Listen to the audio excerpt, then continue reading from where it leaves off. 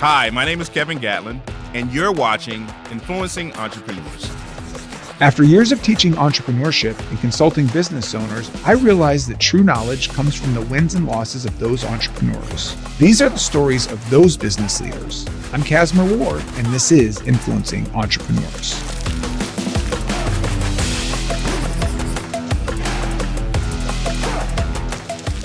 Today we're here with Kevin Gatlin with Playtime Edventures. Thank you so much for being here today. Thank you. I appreciate it, Kaz. Thank you so much. Tell me a little bit about your background. I can start with Playtime Adventures. I had a friend whose son was sick in the hospital and just went to go visit him and his son. And while we were there, we were trying to keep his son's spirits, up because he had been there for a long period of time. And on the way home, I was thinking how that could be my wife and I and what we would do in that situation. And we had a small room and we had a small bed. So my wife would utilize that bed to play board games and do homework. And I thought, the hospital is really the same setup. We could transform that bed from a confinement to maybe a place for kids to have fun. What could we do? So I thought, what if we printed games on the sheets, put games on the sheets? So I was talking to my mom, who's a retired school teacher, and she said, why don't you think about putting some educational components on there as well?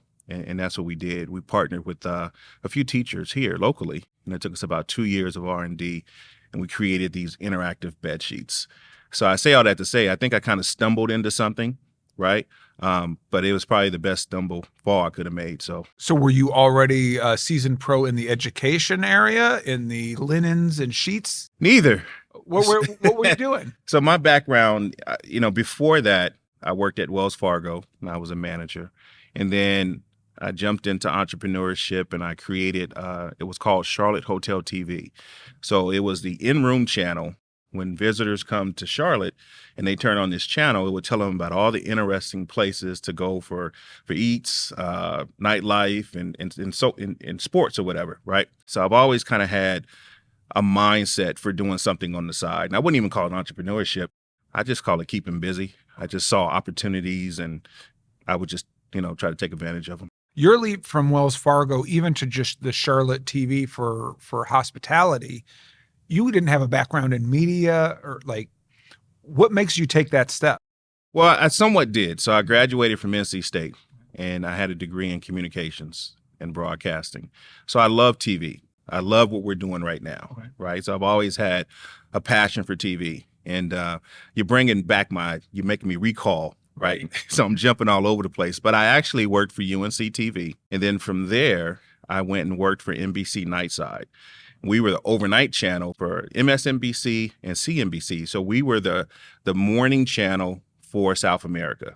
Okay. Right. I did that for a while. Were you an on-air personality? No, I was working in production. Production. Okay. Right. So I was doing robotics and all the cameras and lighting and all that good stuff. And then like any, shows, you get canceled. Right. So I was bouncing at a local bar in Charlotte, Atlantic Beer and Ice. Right on 7th and Tryon. Yeah. So I was working there and I was getting ready to bring this guy in and there was a wait and got to talking to this guy, Josh Wiederman. Thank you. Changed my life. And Josh said, hey, what do you do? I said, well, this is what I do. Right now I'm doing this. He said, well, I need somebody at Wells Fargo. You want a job? I said, well, how much does it pay? I said, well, 27. I was making 24 in production. Yeah. I said, when do I start? So all of that kind of does come to a head when you go to visit your friend's son in the hospital. You come back thinking about sheets, putting games on there, make it an educational component to it. What's your next step after you have this idea? Manufacturing. Right. And are you going to when you say manufacturing, are you looking to make the first one or are you looking to make the first 500? So you want to make a strike off, right? So you have to, so again, think about this. You have an ideal, but you don't realize that there's a lot of pieces in order to make that ideal reality, right? So I just had this ideal. I'm going to create these cool bed sheets and we're going to put these games on the bed sheets and kids are going to be able to play with them in the hospital. Oh yeah, I have to manufacture these sheets and where am I going to manufacture these sheets out of? And then I learned why we may send our linen overseas compared to over here because it's a price thing, right? Well, I have no relationships overseas. So now I have to learn the logistics game of importing and exporting, the terms and terminology that goes with all that. And there's a cost factor, right? I mean, today, just in the news today, I think the union has agreed with the terms for the port workers. Well, I have a container that is arriving as we speak. So everything that happens in the world now affects me as well. Right. So it was just a whole new world of things that I had to learn. But we realized I just wanted to put games on the sheets for the kids in the hospital. Yeah, you're not thinking of union workers down at the dock. Yeah. Think about idiot at. Yeah. So what does that learning curve look like? It's rough. Yeah. I mean, it's what will make you want to quit. I think that's where a lot of dreams don't become reality, because when you get into the legwork to make whatever your dream is a reality, that's where you need that education, or you need those resources of individuals that you can rely on to help you with that fast curve to not make mistakes, costly mistakes that will cost you a lot of money. The first run that I did, I used a company who were the middle men. They charged me, I think, about $50,000, right? Because my manufacturing cost per unit was $15. I was so excited to get the product here that I didn't think about what's margins, right? What's a manufacturing, what's a wholesale, what's a retail. So I paid basically a wholesale cost, right? And I brought in 3,000 units. And once I realized that I couldn't sell them to the retail store because I didn't have any margins, I had to sell those through on my own, right? But that was a learning curve. I learned real fast. So the next container I brought in, my sheets cost me around $6, $7. And how did you get the cost down so low? Relationships. So I have a real good friend to this day, a guy named Perry, who owned a manufacturing company. And through my banker, he introduced me to Perry. And Perry and I got to talk, and he said, I really like what you're doing.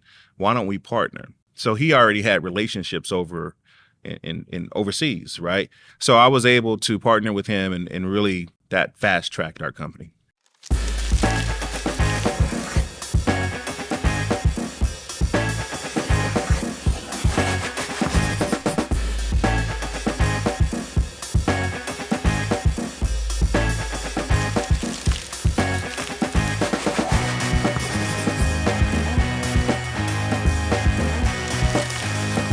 I'm assuming your main customer is the hospitals, correct? How easy/hard is it to get into their system? If you sell one hospital, you just sell one hospital. Every hospital is different. It's easy. And I'll be honest with you, it's easier than retail. How so? Well, you have one person in retail that's going to either approve or deny. And it's cyclical, right? So, if you're on Shark Tank, bring them on in. Yeah. If you're not on Shark Tank and you're a specialty product like mine, I don't know. Let's send us a couple. We'll test it. Yeah. Right. And then there's a sell-through cycle. How fast did you sell within a period of time? Yeah. Right. And if you're not over 65%, and then they're probably going to send you to .com. So as you said, selling to one hospital's just selling to one at a time, and then you move to .com. How long does it take to get that first sale? In the hospital? Yes. It can happen depending on who you're dealing with, right? So, but even your first sale. Oh, our first sale. So our first sale was a little bit unconventional. When I do workshops, I share with individuals that it's better to give than receive, right? And I use my company as an example. So keep in mind, I just spent $50,000 to bring in 3,000 units at $15 cost. And I was watching TV. They were building a new wing on the Salvation Army downtown. A guy laid it on my heart, said, hey, you should donate. It was 65 beds.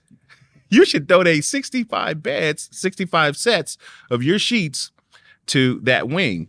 And I thought, okay.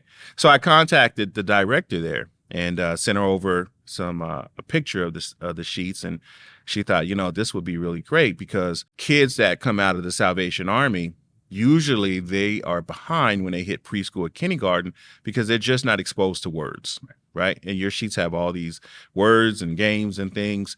And a lot of times they'll take the linen home with them And this would be great to continue them, when they take the sets home. I got off the phone and I sat back and I was like, what did I just do? Yeah. I just gave away Yeah. 65 sets Yeah. and I just spent Thousands of dollars. yeah, and I haven't made a dime. But that was the best investment that we could make, because when we took our sets down there, it was a ribbon cutting. So they had news there and they had some officials there. And the sheets really popped when they put them on the bed. They stood out. And really, everybody was talking about the sheets because no one had seen sheets like this before. And that really kept me focused on why we created the sheets in the first place, which was for kids dealing with trauma.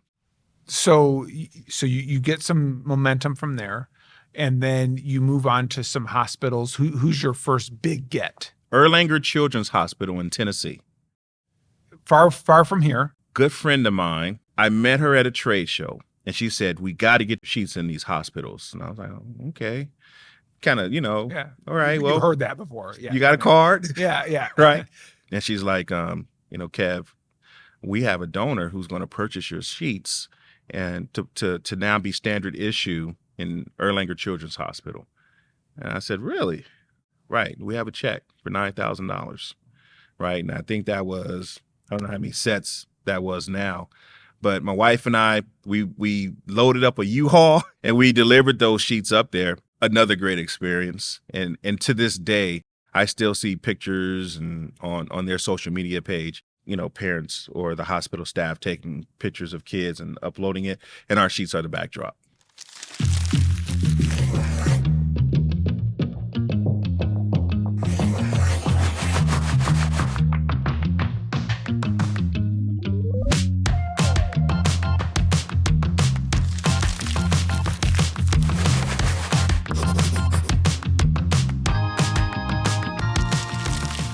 How long does it take for you to start getting momentum where the second hospital comes and the third hospital?